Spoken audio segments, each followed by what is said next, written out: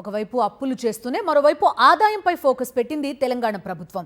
ఆర్థిక ఇబ్బందులు పెరగడంతో ఆదాయ మార్గాల అన్వేషణలో స్పెషల్ పోర్టల్ రూపకల్పన చేస్తోంది. అప్పులతో పాటు ఆదాయం ఉంటేనే పథకాల అమలు సాధ్యం అంటున్నాయి ఆర్థిక శాఖ వర్గాలు.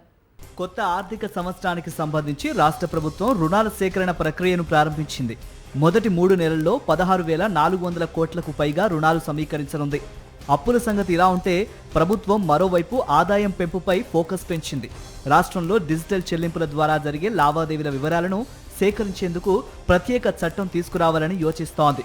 ఈ దిశగా ప్రభుత్వ ప్రధాన కార్యదర్శి ఆధ్వర్యంలో కమిటీని ఏర్పాటు చేసింది. ఈ కమిటీ 30 రోజుల్లో ప్రాథమిక నివేదిక, 60 రోజుల్లో తుది నివేదిక ఇవ్వనుంది.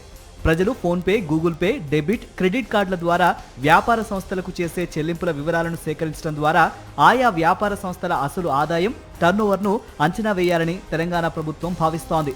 జీఎస్టీ, వ్యాట్ ఎగవేతలను అరికట్టడమే లక్ష్యంగా వ్యాపార సంస్థల లావాదేవీల వివరాలను సేకరించే పనిని మొదలు పెట్టామని అధికారులు అంటున్నారు. ఈ లక్ష్యంతో ప్రత్యేకంగా రియల్ టైం డేటా పోర్టల్ ఒకదాన్ని ఏర్పాటు చేయనున్నట్టు సమాచారం. వివిధ శాఖల డేటాను ఒకే వేదికపై సమీకరించి పన్ను వసూళ్లను పెంచాలని ప్రభుత్వం ప్రయత్నిస్తోంది. మొత్తం మీద ఒకవైపు భారీ స్థాయిలో అప్పులు తీసుకుంటూ మరోవైపు ఆదాయ మార్గాలను కట్టుదిట్టం చేయాలని ప్రయత్నిస్తున్న తెలంగాణ ప్రభుత్వం ఈ నేపథ్యంలో ఆర్థిక సమతౌల్యం ఎలా సాధిస్తుందన్నది ఇప్పుడు కీలకంగా మారింది. అప్పులు భారీగా తెస్తున్నప్పటికీ ప్రభుత్వ పథకాలు సరిగ్గా అమలు కావటం లేదని ప్రతిపక్షాలు విమర్శలు చేస్తున్నాయి.